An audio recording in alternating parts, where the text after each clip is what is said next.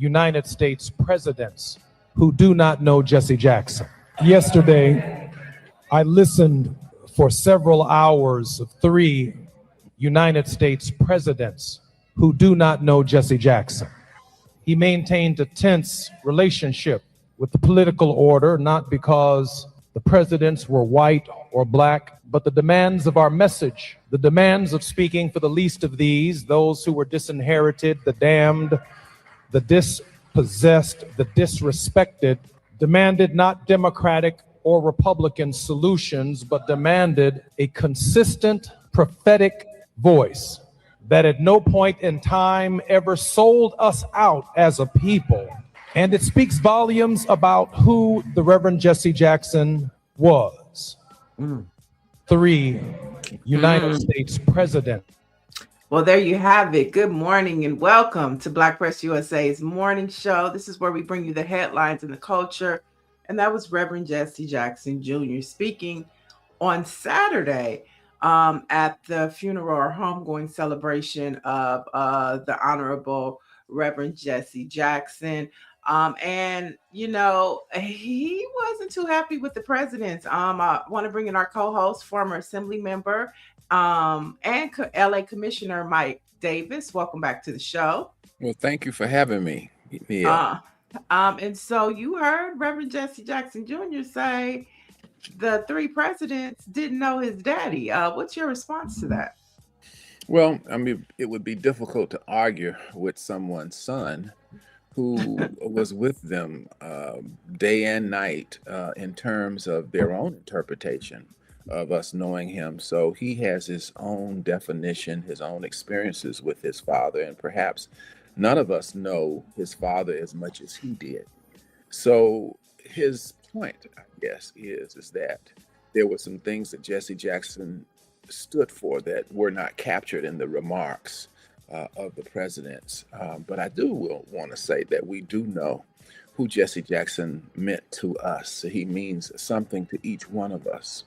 We do know generally he was a civil rights leader, and we know that he was talented beyond measure in terms of what he achieved. We know his story that he told us about. So no, we can't compete with his son who was with him day and night, but we all have an opinion of our experiences with Reverend Jesse Jackson.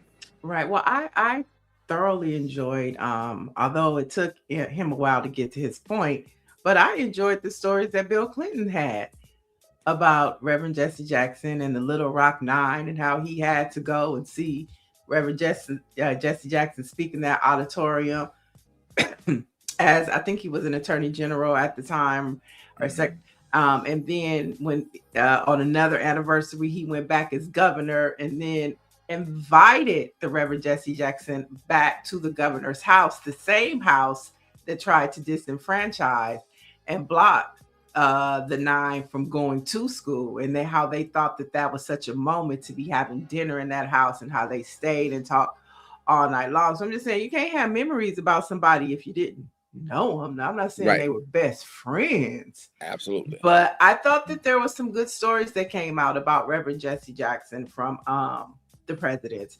And I mean, quite frankly, we knew when Barack Obama ran for president, there was some, comments that the Reverend made about Barack Obama, that had people. So, I mean, I think that we all love Reverend Jesse Jackson. I don't know what that was. Orange G says, is he still mad because he didn't receive a pardon? He didn't receive a pardon? Who didn't? Who did not? Jesse Jackson Jr.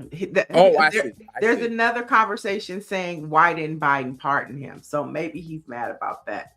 Oh, I see. Interesting. Well, I'm sure he still has an opportunity to apply for a pardon. And oftentimes the pardons come on both sides of the aisle. Yeah. But I think it was pretty significant to have 3 sitting presidents. Yes. At a funeral for a civil rights leader. That was huge. Right. And I think that it shouldn't go overlooked or taken for granted that, his father meant that much, and the work and contributions that he made to our country were so important that three presidents, former presidents, felt it was worth pulling up, showing up, and speaking about his legacy. Absolutely. And I think people in general in the African American community felt it was appropriate.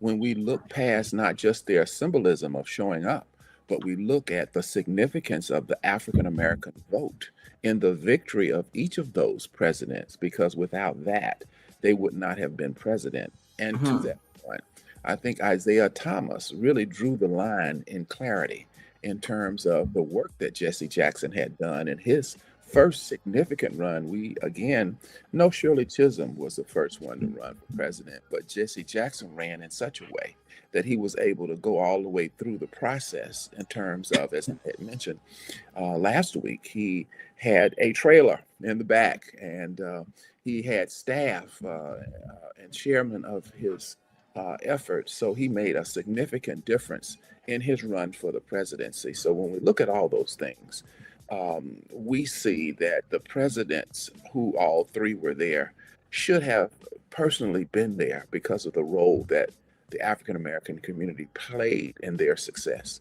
Right, right. 100%. And Reverend Jesse Jackson contributed to a lot of that post civil rights. And so we continue to reflect on his legacy, gone but definitely not forgotten. All right, chat, we got our morning poll, and so let's get to it. And it's all about immigration and Black labor tension. Now, the administration, the Trump administration, has surged ICE detention by 75% since 2025 and is using federal troops, as we know, for enforcement, citing the protection of American jobs. So the question becomes, does the administration's hardline immigration and mass deportation strategy help or hurt Black workers? And so option A, do you believe it helps? If you believe it helps, drop an A. If you believe it hurts, drop a B. And if you think it has no impact at all, drop a C. And let us know what you think about Trump's immigration policy. Does it hurt Black American workers? Drop an A.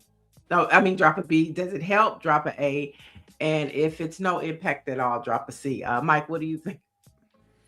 Well, I think when we look at it and in terms of the decision that we're asked to make, it is clear that it is used as a split issue in terms of the African American community and the journey of other Americans. To what degree have we all been immigrants at one point or another? To what degree are African Americans or those of African influence also immigrants?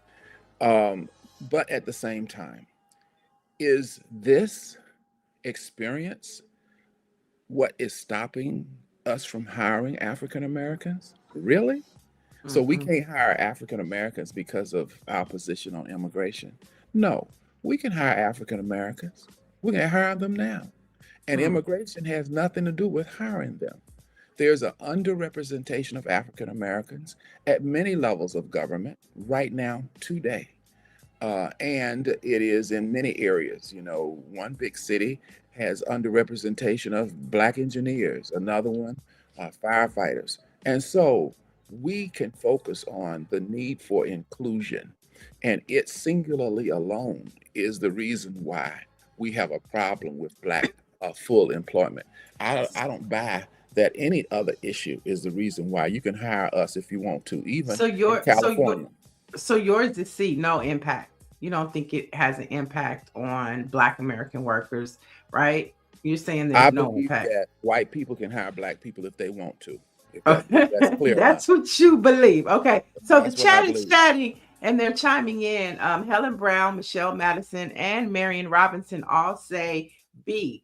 They think it hurts. It creates a police state atmosphere in our neighborhoods. That's one thing that it does.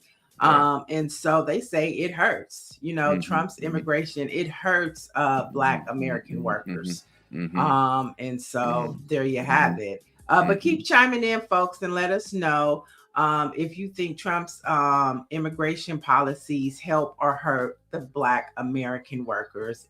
Drop an A if you think. Well, Orange G says it's both A and B. It helps because some employers don't want to hire Black people, and it also hurts because white people want cheap labor. So I guess it Those are good. depends on what white folk you go to. Those are good points to be made in this discussion. And so you guys can keep chiming in on that question. We'd love to hear your thoughts. But let's jump into some headlines where one of our Black press affiliates, the Black Virginia News, is reporting on redistricting, a firestorm that's happening in Virginia as the Virginia Legislative Black Caucus has condemned the GOP-aligned mailer that used imagery of the KKK and Jim Crow to target Black voters regarding a redistricting matter. And so here you have GOP. Are they reading the room and understanding that we have moved past Jim Crow? Or are they letting us know that this is where we are right now? Mike?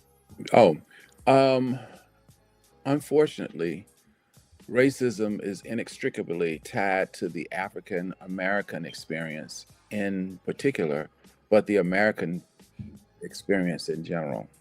And as I just stated, in terms of the ability to hire who you wish to hire, has nothing to do with immigration or any other subject you might want to bring up. Why is there a lack of hiring us? It has nothing to do with anything but a decision to be made. And so I feel that very same way as it relates to this issue as well. Yeah, I just, it seems like we're going backwards. And I think this is why Black history is so important, because if you don't know history, you won't know where they're trying to take us, right? It's important that you know about slavery. It's important that you know about Reconstruction. It's important that you know about the Black codes. It's important that you know about Jim Crow, because Right. if you don't know and you get that mailer in the mail, it's going to be foreign to you. Right. You have to know these things. And that's why when we look at what's happening and we coming up upon this 250th anniversary, all of the things that I just mentioned are a part of that history. And so as we look at what the Trump administration is trying to paint moving into the celebration, it's critical and it is important that Black media jump into the conversation of 250 years. And Sure. this right here is a part of that history, whether, you know what I'm saying? And they might be using it to scare people, but we need to be talking about how this is a part of how white folks embed systemic racism in this country and why we have a lot of the problems that we have. And talk about it from that bird's eye view. Not that it's just insensitive and it's disrespectful, but how it plays a role into how some of these systems and these unfair practices in our country stem from that type of ideology. Well, I agree that the Black press is a saving grace in terms of telling our story, and we must continue to tell it because we've not arrived at the level of equity that we would like to achieve. And in terms of diversity and inclusion, there still is a lot of work to be done. And so the Black press tells our story. And while we appreciate progress that has been made, we still have not come to the point where we are capable of making sure that the dream reaches more American citizens. And this is our overwhelming quest. This is our desire for those of us in government and those of us who are working in the public interest to make sure that there's accessibility to the benefits of being American citizens in every way. So that's what I believe. Right. And even going back to talking about our poll and about if these immigration policies affect Black workers, let's not forget that the Joint Center for Political and Economic Studies, they released that State of the Dream report warning that the Black recession is looming because of a 7.5 unemployment rate. So when we talk about Trump's immigration policies, I mean that unemployment rate 7.5 has nothing to do with immigrants. It has something to do directly with the Trump administration pulling federal jobs. It has something directly to do with the erasure of DEI. And so immigration has nothing to do with what the Trump Absolutely. administration has done to slash Black jobs in this country. I could not agree more. And I think you're absolutely correct to bring up that poignant point of the other things that have been done in addition to the masquerade around this whole issue of immigration. The laying off of federal workers had nothing to do with immigration because those people who were laid off were from America. And so that was a part of the effort that the administration engaged in. Let's talk something about something and you're familiar with because you are a professor at what college is it again? California State University, Long Beach. Yeah. So this one has to do something with high school students, but it's still relative. A new national survey of nearly 200,000 students find that fewer than 4 in 10 Black students say their school feels safe. And this is compared to more than half of white students. And while about 1 in 5 students overall worry about school safety, that number rises to about 1 in 4 for Black students. So researchers say the worries often stem from exposure to violence, concerns about weapons, and unequal discipline practices. So not only are we losing our jobs, but our young Black kids don't feel safe in school. We find that the universities are a microscopic perspective of what's going on in the larger society. The racism we experience in the larger society also exists on the campus, Right. particularly as we related to African American males and their potential to achieve successfully and the way that they were treated in walking across campus. All these issues that we see and experience in the general society, unfortunately, some of those exist on the campus. And one might argue that this is where they learn it. This is where they practice it on those particular campuses. So while we fought to get what we got, we lost what we had when we look at the various choices of schools that minority students had to go to. And I also want to point out too that this poll was conducted by a network of Black publishers known as Word in Black. And so when we talk about telling our stories, it's important that polling, when we do data polling, that we poll Black folks, because we know traditionally when we look at the Gallup poll or we Yes. see this NBC partnering with the PWI college, that the number of Black people that are polled is low. And so you really don't get an assessment of how Black folks are really feeling. But this poll that we just talked about with Black students and over 200,000 students were surveyed, we know that the highest percentage is people of color. And this also helps tells our stories. And that's why it's so important to encourage Black media to continue to do these polls. And hopefully they can partner with institutions, HBCUs, like, the Georgia HBCUs or the Louisiana HBCUs or, so forth, so that we know what Black America is feeling and we can tell you. And that's what one of the powers that the Black press has.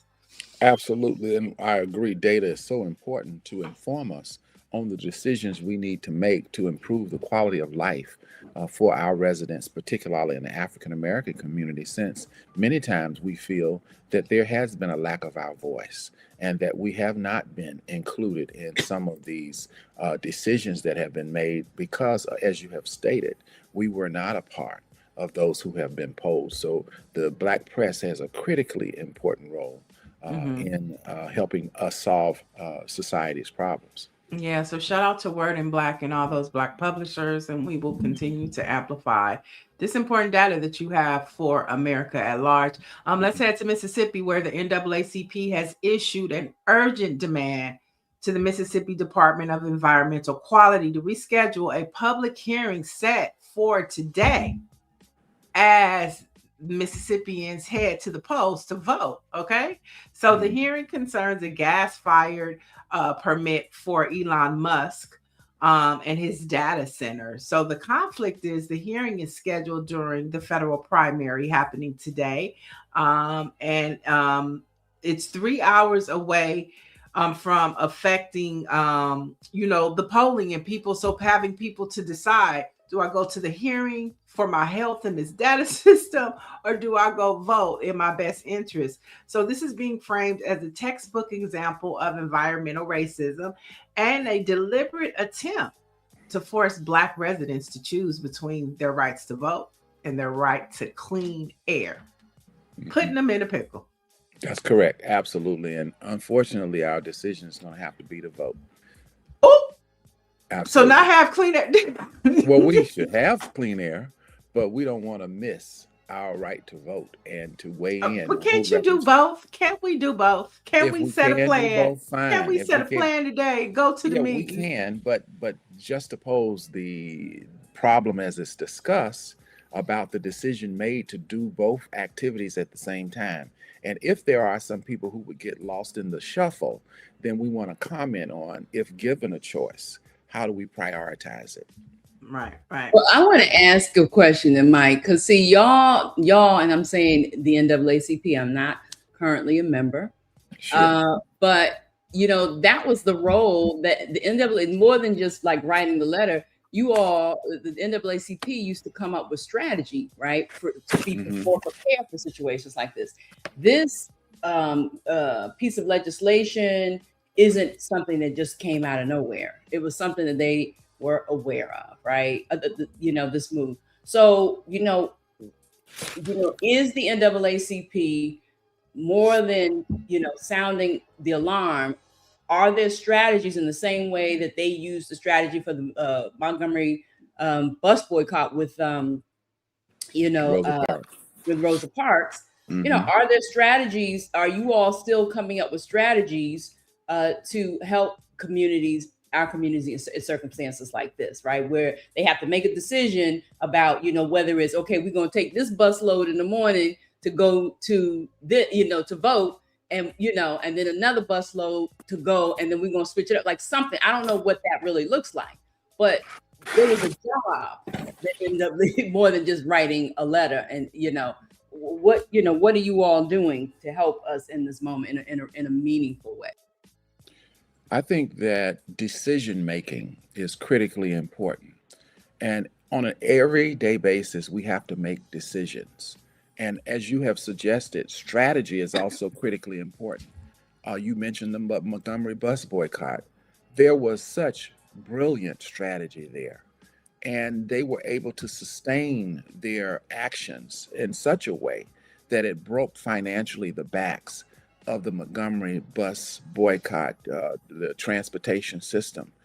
My point is that we can never forget to dedicate our time towards exploring and implementing strategy in decision making. Every day we have to make decisions, and we need to focus on decision making.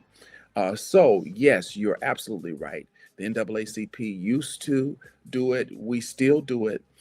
I see it, if we had a choice between the two, as sad as it is, I know Neil pointed it out to me, but that our right to vote is our top priority. But see, I think we can walk and chew gum at the same time. Yeah. And I don't think that it's just so. I think that the NAACP is doing its part by raising the alarm at what they're trying to do in Mississippi. But I think like the Black church has a role to play. She talked about, buses, souls to the polls. And so it's not just a effort. I think the NAACP is doing its job. But I think that even with the Montgomery boycott, it wasn't just the NAACP. You know what I'm saying? It took other organizations as well to do a job. So maybe it's the NAACP's job to raise the alarm on a national level, but maybe it's the Southern Law of Poverty that's supposed to do something too. Maybe it's the Black church that's supposed to make sure that you have, an opportunity to vote, and then we'll take you over to the hearing. So I do think that it is more than just about one organization being the all end all. I think that Right. it is a collective. I mean, I know that Black Voter Matters is in Mississippi. Maybe it's their job to make sure that the people get to the polls. Maybe it's the Black church's job and the NAACP job to make sure they have enough support at the hearing. You know what I'm saying? So I do think that as a not a monolithic, group of people, that we all have to figure out how to do this for our people collectively. And Michelle, and the role of the NAACP has not changed. We still are committed to decision making and strategy, as has been mentioned. And today you can count on the NAACP, and often there are disagreements within the organization, but we're still on the line, marching to make sure strategy is implemented in the best interest of policy in this country in general, and particularly to make sure that those African Americans and other people of color are included in American society and do get to experience the American dream. That is our role, and we cannot abandon that role. And by the way, this is my little NAACP plaque. Okay. Yeah, I want you to see. We have to dedicate ourselves. It used to be a time when the churches and the pastors would ask members of the church to consider joining the NAACP in our respective areas. And we still need to do that. We still need to be affiliated with the decisions we need to make to fight for equity, to fight for justice in our communities. 100%. And as we talk about the midterms, there are elections today happening in Mississippi for the Senate and the House, and they're saying race to watch is District 2.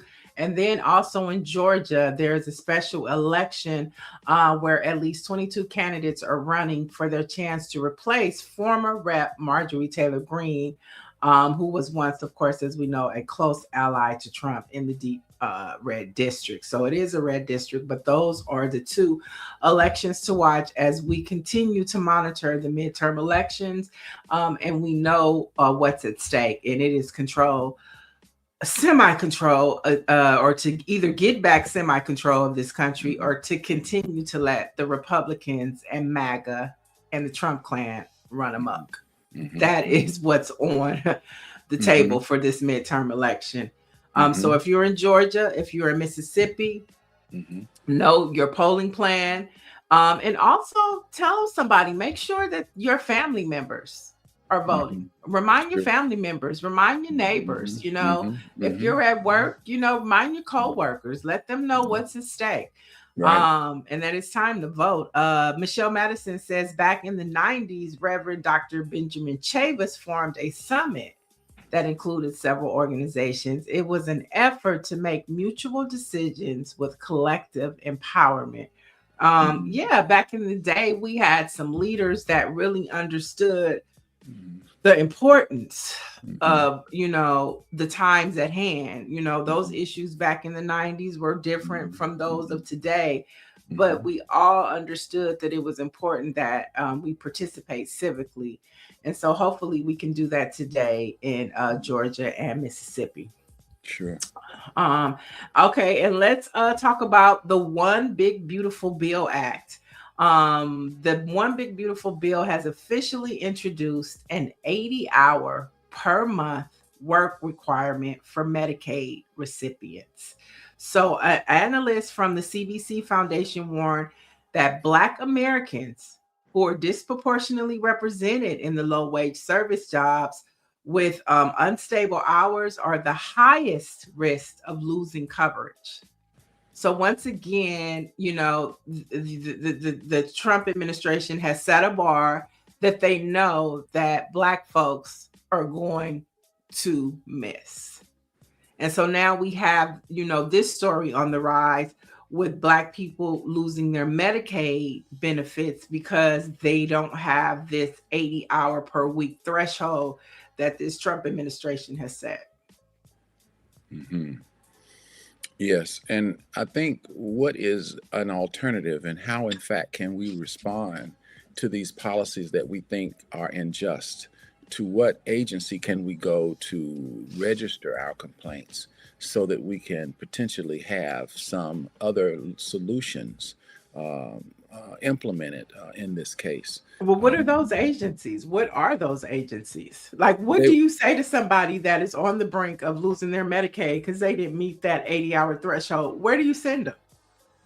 Well, that is the question. And even then, as we look at politics, if it's the federal government and Trump is in control of all of it, what difference would it make to complain and file an appeal to the very same system? You know what I'm saying? So it Mhm. becomes hopeless in many regards because he is in charge of the federal system. But it's just unfortunate that we don't have a system that would allow us to file complaints against policies that we feel are unjust, such as this one. So Um, if you're in, so let's just say we're in California. Let's take the state of California, and this happens to somebody. What agency do they go to? Their county agency, their city agent? Who do they go to complain about this? Is it the city council meeting? Is it the county? Is who do you go to? Where do you make this complaint? Is it your state assembly member? Is it mhm, your state senator? Who mhm. would you go to have some type of recourse if your benefits are snatched because you didn't work an 80-hour week, not because you didn't want to, because you couldn't find the work? Right. Um, Medicaid, is it Medicaid or Medicare? It is Medicaid. Uh-huh.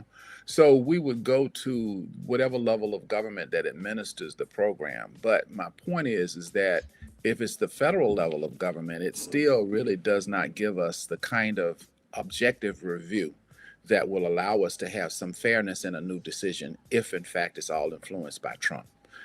There are many cases where, it's almost similar to filing it before the Supreme Court, and we know that the Supreme Court is over uh, influenced by conservative Republicans. And so, even though we Mhm. can go to the Supreme Court and file it, it's fruitless in many Right. regards. And we feel the same way administratively as we feel judicially in Mhm. terms of an alternative as to where to go.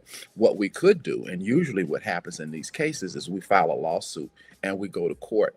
And again, when we go to court, we're ultimately dealing with the Supreme Court, all of whom have been influenced primarily from a conservative perspective with the Republicans who've appointed the majority of them.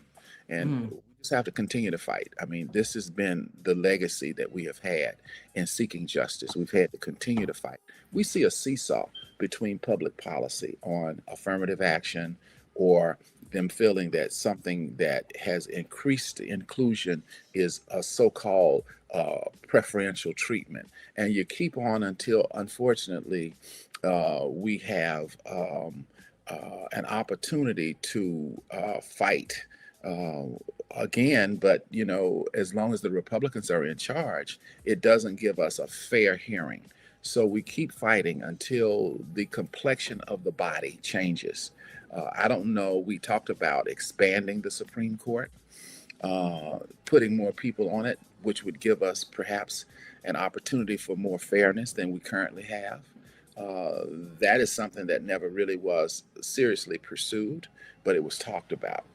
But again, if we look at history, we keep fighting until we have an opportunity. All of the gains made in the civil rights movement were different than the Jim Crow that preceded it. And so we kept fighting, we kept fighting. So now we see a reverse of all Mhm. of those affirmative action gains that we made from civil rights, the Civil Rights Act of 1964. And then Congress, even in 1987, implemented a civil rights law that compelled governments to follow federal law if they receive any federal money in any place within that organization. So again, it is a consistent fight until such time you can see hope that there could be a fresh decision, and we have no other Right. option but to do it. Right. So Miss Lady 3094 says, so there is no solution to what you're saying. It's just, we got to keep fighting till we win. Right, but in there the is sense no that you're right. solution. We go to the Supreme Court for a decision, and it's a conservative court. We Mm, assume that it's going to be a conservative decision that's not going to hear us. Now, every once in a while we'll get, as you have seen in some of the Supreme Court decisions, they will overturn on occasion something that Trump has done. But more mhm, likely than not, they're going to agree 99% with it. But there may be a chance that they feel is so egregious that they will take that 1% and disagree. But mm. hopefully we can create an environment that is much more fair than we currently experience. We have Trump in charge of the federal government. We have a conservative judiciary as well. And so then we have a legislative branch that also is majority Republican. So And the three Supreme levels, Court, yeah. all of which are influenced overwhelmingly by the conservative influence in this country. So where does that leave So that leaves us in, on state levels to where you have progressive or blue Yeah. states that can kind of, Yes. have some type of recourse or alternative to what is happening on a federal level. It's so Sure. amazing how things have flipped.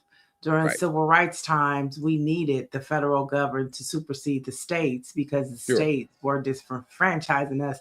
Now it's the reverse. You need to Hmm. have strong states to go Hmm. against what the federal government is doing to us, Hmm. which is Hmm. wild. But we talked a little bit about the 250th anniversary. And this year, part of American history is the first presidential library by a Black president. And so George W. Bush has been invited to the opening of the Obama Presidential Center.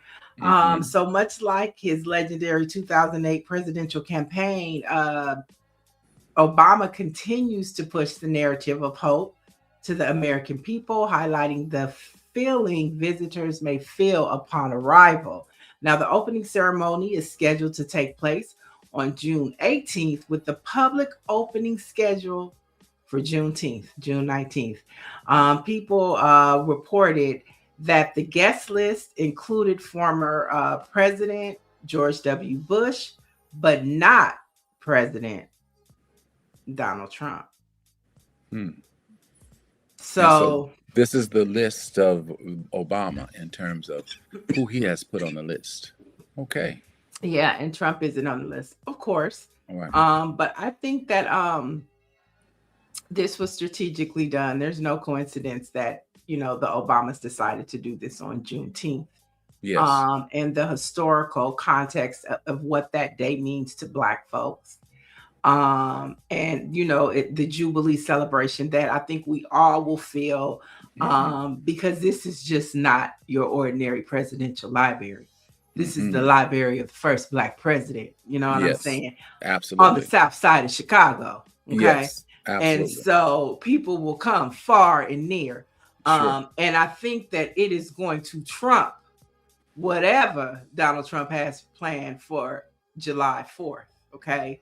That Hmm. mass display of just stupidness that he has planned with that wrestling match on the lawn of the White House, which is just totally ridiculous.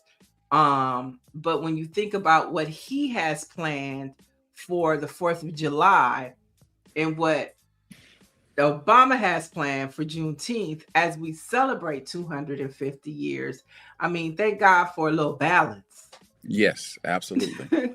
And I'm reminded of the audacity of hope. And I'm reminded of keep hope alive. Mm, Hope is the connecting value between both leaderships of Jesse Jackson's run in the Democratic Party and Obama's win. And again, this is something that Isaiah Thomas brought up, is that all of the work that Jesse did, even though he did not win, drew the line to allow us to experience what it was that brought the two efforts together. And it right. was hope. It was hope. It was the It was audacity hope. of hope. And it was keeping hope alive. And we That's right. kept it alive until such time that the audacity of hope came to the table. Mm, mm.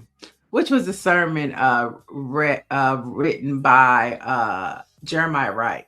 Obama tells the story of how that book was inspired by a sermon, because the Obamas attended Reverend Jeremiah Wright's church. Yes. And so that book, The Audacity of Hope, was inspired by a sermon by the Reverend Jeremiah Wright.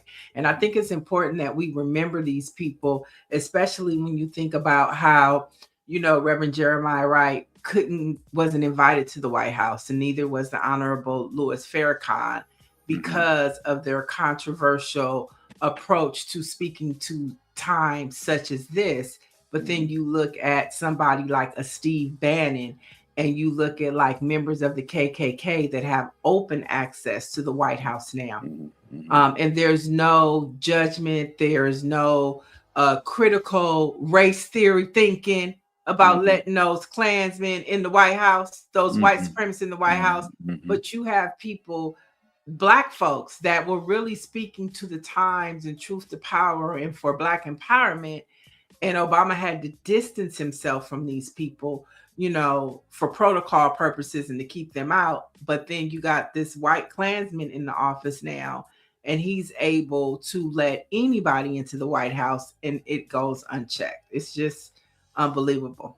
That's a great point, and there's truly a difference in terms of values and what people are judged by. On one hand, Barack could not allow himself to surround himself with that kind of controversy, and on the other hand, it's celebrated by Trump. Right. I wonder, in hindsight, though, I hope as the years go that we'll really get to think, feel, and see some of the things that Obama says that he might have done differently in hindsight when he looks back. Because a lot of times when you're in it, you can't see that far. But now in hindsight, and you look at the state of our nation now and what's acceptable and what they might have been afraid to do, in hindsight, does he regret some things?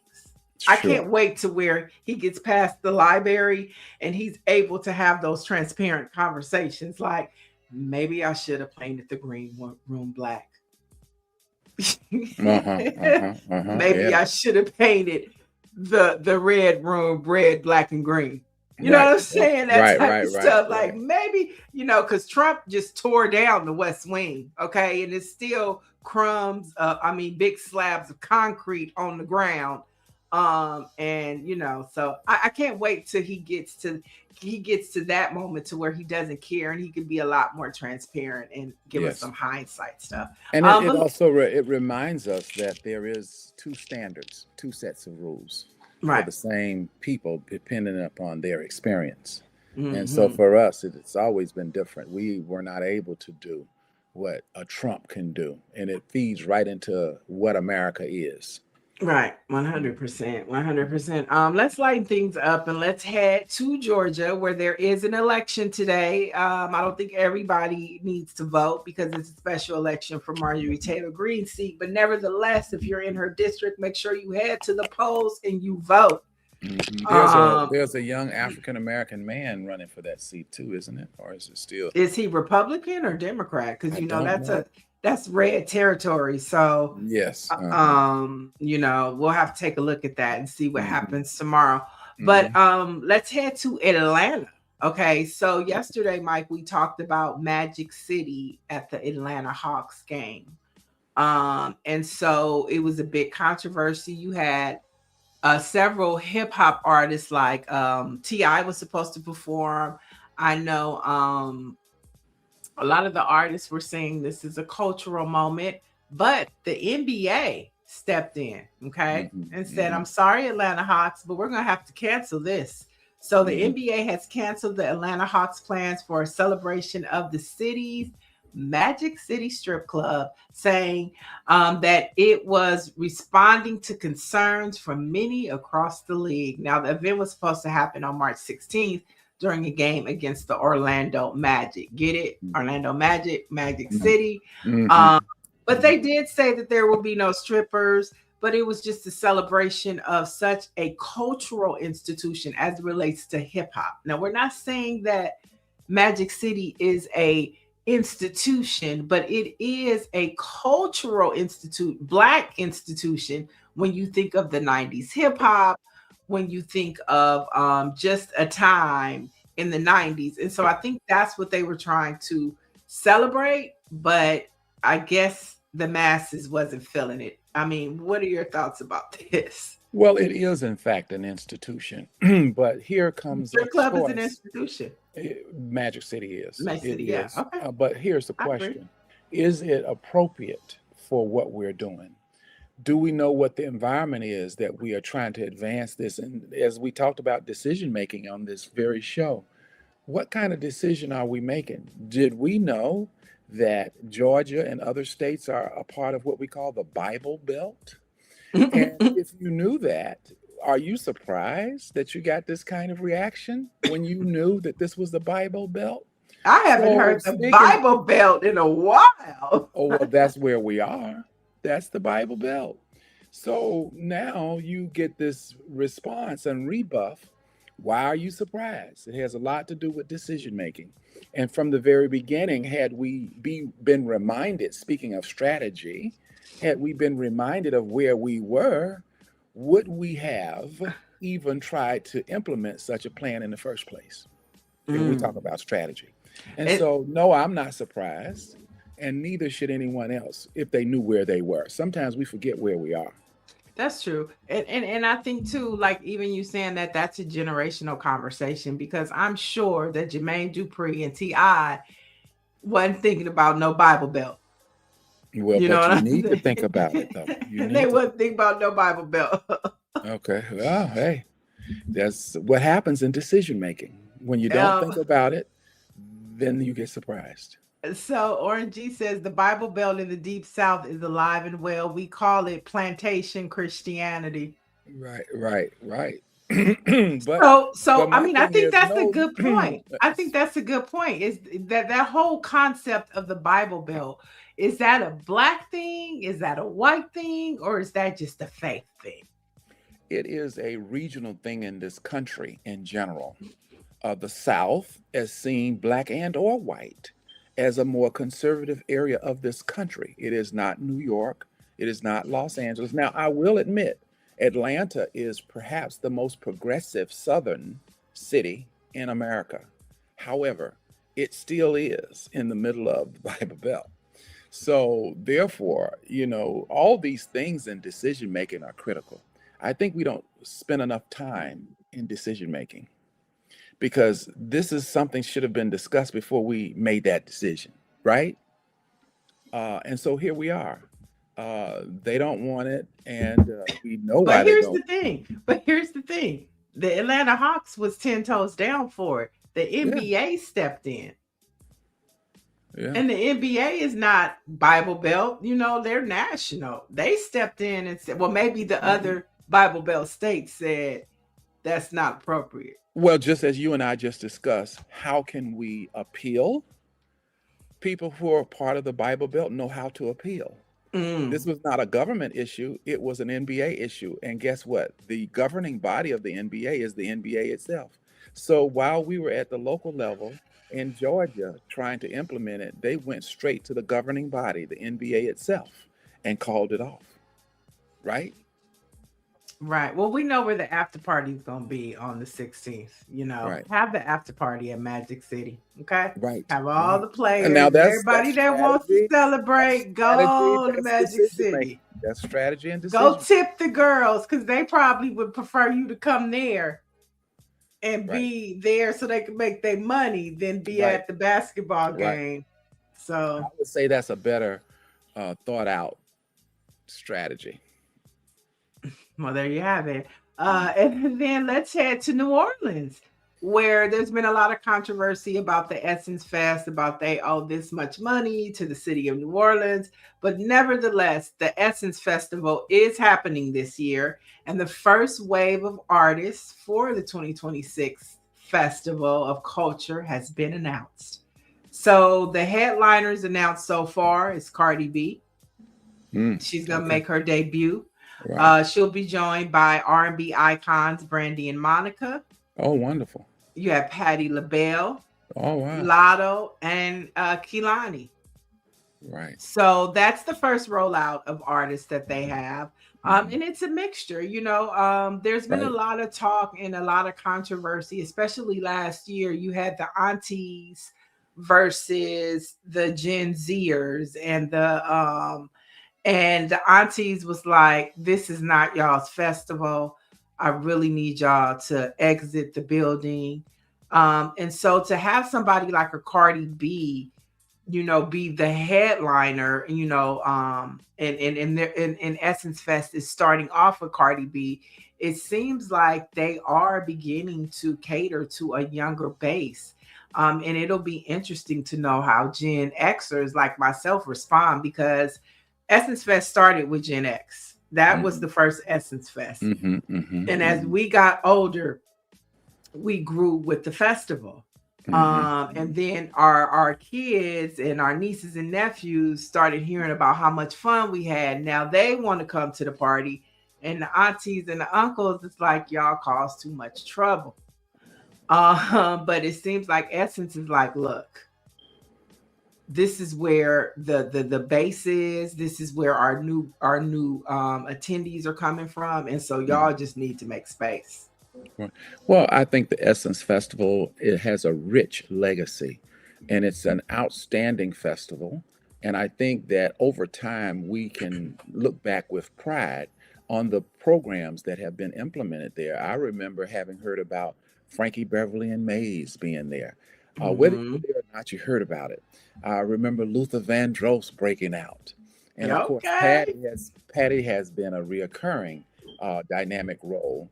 But I also believe that the city of New Orleans must begin to support the Essence Festival and ought to do everything it can to make it a success. It is the location, New Orleans. It's a national phenomena, and they ought to make sure that it's successful every year. It's a focus on Black women who are the corner and the center of our life and experiences. So I think that New Orleans needs to get behind the Essence Festival to ensure that it's a continued success. They've done a great job by themselves, but my point is they should not be by themselves. It needs to continue. It's a wonderful program with a rich legacy of success.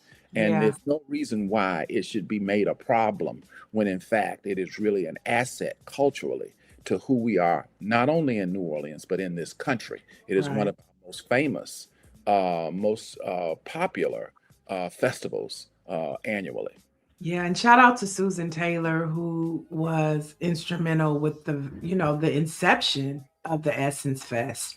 And when we talk about passing the baton, she passed the baton on to the next generation of leadership of Essence.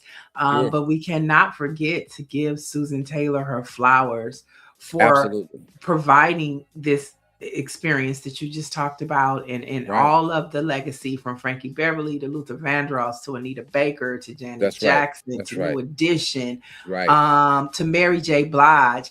I was able to go to the first Essence Fest, and it was Frankie Beverly and Mary J. Blige. Those two acts have been like, Coke to the cola. When you think about Essence Fest. And so, yes, some wonderful experiences, and just a great way to exemplify, the power of Black women. The rise of Black women was birthed through Essence magazine. You know what I'm saying? The power to see ourselves. Great publication. Susan Taylor, remember when she used to do those letters in the beginning? I mean, I know Black women was like, okay, that was one of the things that you got Essence magazine for, was to see what Susan Taylor was going to talk to us about. And so when you think of Essence, you think about all of these things. And so it is, somebody in the chat said that they pay those people their money. Well, something was worked out, because I don't think New Orleans would have them there if, and they might still owe the money. But I mean, I think it's too to point out that Essence Fest isn't probably the only, and Mike, you could talk about this when organizations or, publications or for-profit have conventions in cities.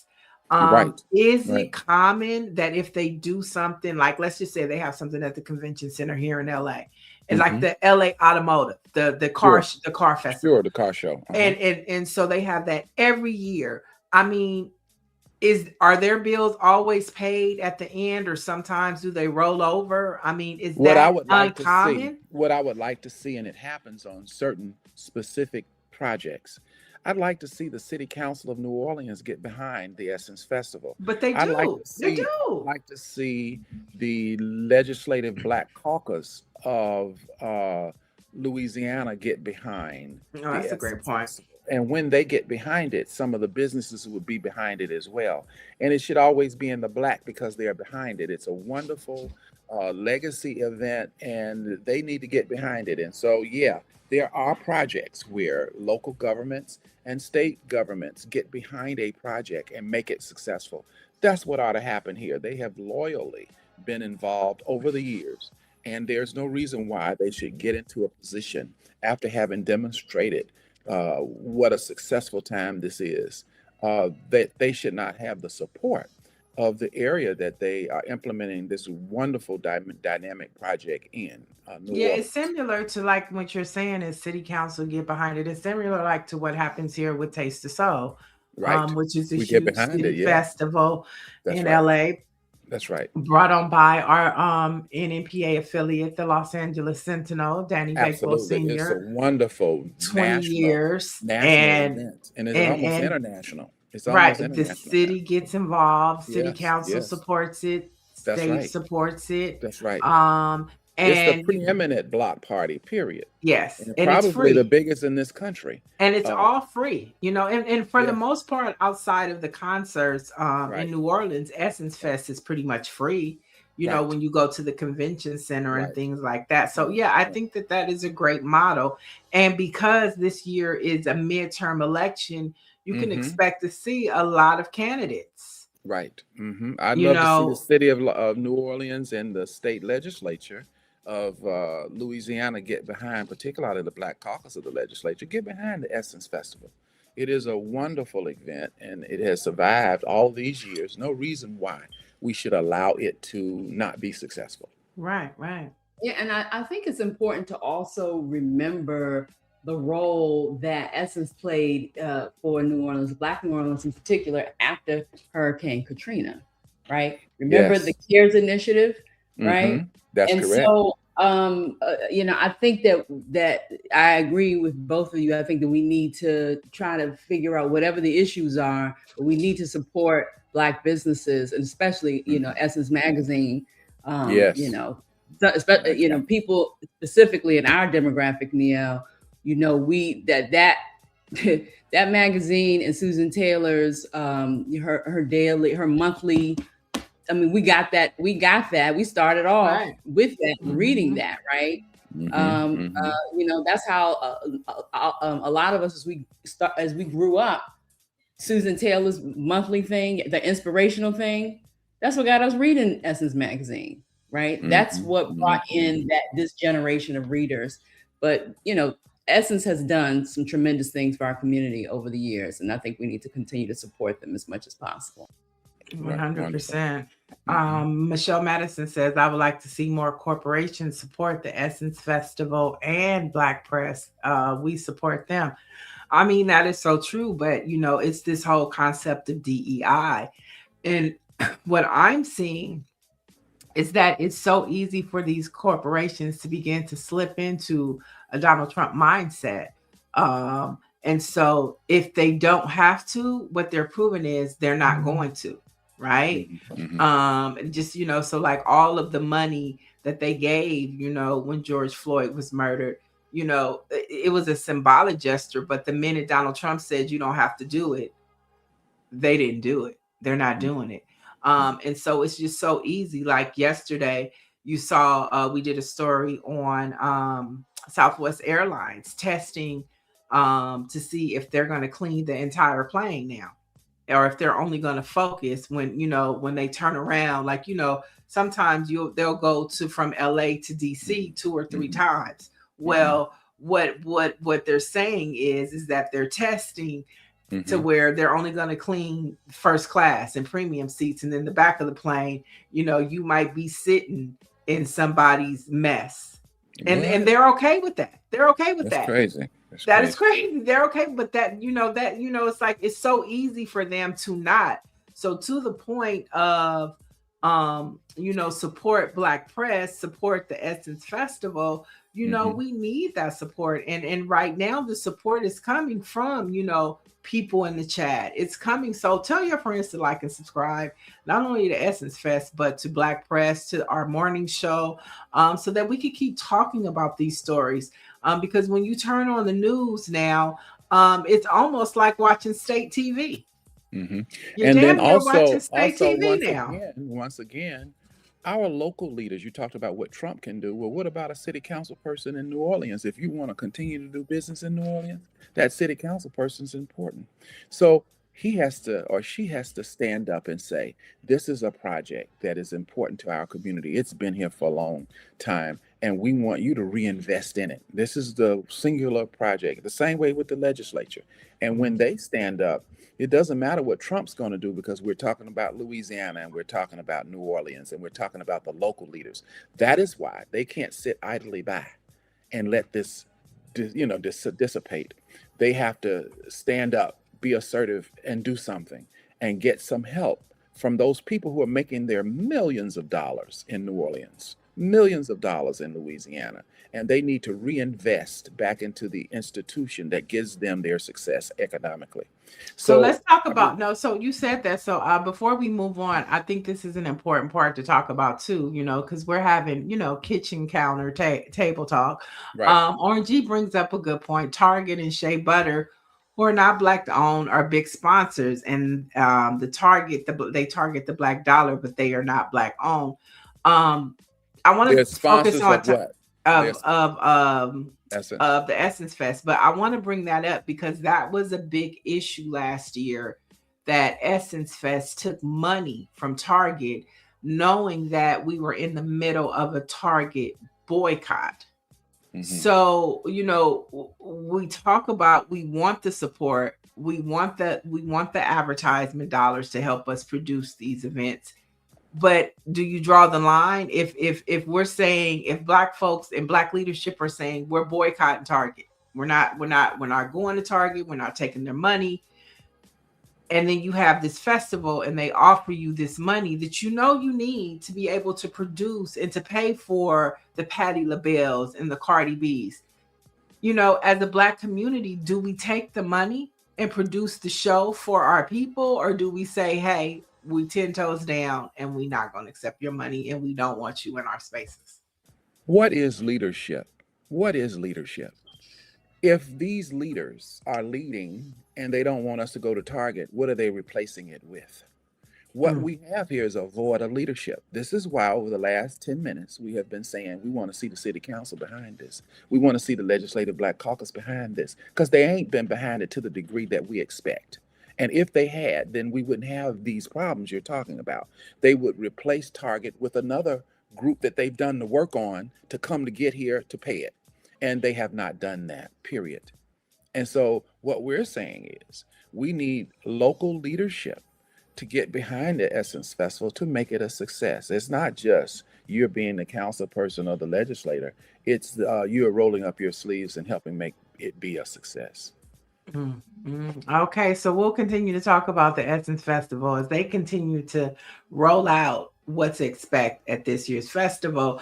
But in sad news, Bernard Lafayette, civil rights strategist who helped pave the way for the Voting Rights Act, has died at the age of 85. And Martin Luther King Jr. III said that Lafayette was one of the great teachers of the nonviolence movement in our time. So today we acknowledge and remember the life, the legacy, and contributions to the Black experience of Bernard Lafayette. Are you familiar with him? I'm not as familiar with him, but I do respect the work that he did, which was core to the Dr. Martin Luther King philosophy in terms of how we should run and operate the civil rights movement. He wanted to clearly be one of peaceful organizing. And so Mr. Lafayette's work was critically important to that effort. Mm-hmm. And before we get out of here, we have a couple of Black facts. And because it's Women's Month, we decided to focus on women today. So the year is 1913. And on this day, the death of Harriet Tubman happened, of course, known as Moses of her people. She passed away in Auburn, New York, leaving behind a legacy of courage and resistance. So today we say the name of Harriet Tubman, and we remember her. And that's just it. Wow, yes. What great work Harriet Tubman did over her lifetime. And it was, and still is, an inspiration to all of us on how we must be persistent, determined, and most of all, how we have to have courage if we're going to engage in the civil rights and if we're going to fight for justice and freedom. It does not have a shrinking violet to lead. It has to be a courageous leader, and she was that. Right. And she was an abolitionist. And I think that it's important to remember that during that time, she was an abolitionist against slave catching. And when we look at policing in this country now, that's where policing derives from. It derives from slave catching. And so to be an abolitionist is to say no to that type of behavior. So when we hear the terms like police sanctioned violence, state sanctioned violence, federal sanctioned violence, all of that stems from slave catching. And Harriet Tubman was an abolitionist against all of that. So it's something to consider and put into perspective. And last but not least, where are all my Black sisters at? Because they did it for me. I'm not working today. Today is National Day of Rest for Black women. Okay. Now the observance also often aligns with March 10th and encourages Black women to prioritize self-care and rest as a form of resistance against systemic burnout. So I'm going to take today, I'm taking a self-care mental health day. It didn't take much. Now, is there a Black man's National Day of Rest? Have you heard of it, Mike? A Black man's net? I've not heard of a Black man's Day of Rest. Is there? Y'all need one. Need one. Absolutely. Absolutely. I don't know of one. Get with the city council, get with the state legislators and the Congress and tell them y'all need one too. If Black women can have a National Day of Rest, you should too. Okay, good. Give it to us for sure. All right. Thanks for joining us again, Mike. And of course, we love having you on. We're going to try and make this a weekly thing because there's a lot to talk about. We definitely want to talk about next week, the California governor's race. I definitely want to take a deep dive in that. Okay, I heard through the grapevine last night that the California Democratic Party is going to do some polling about the election and what people are looking for. And this polling is going to be led by a Black woman here in LA. Oh, wow. And so I think the announcement happens today. Rusty Hicks is making an announcement about it today. So definitely want to talk about that next week. So thank you for joining us. And don't forget, folks, for the latest in Black news, you can head over to blackpressusa.com and we'll talk to you tomorrow morning. Thank you so much.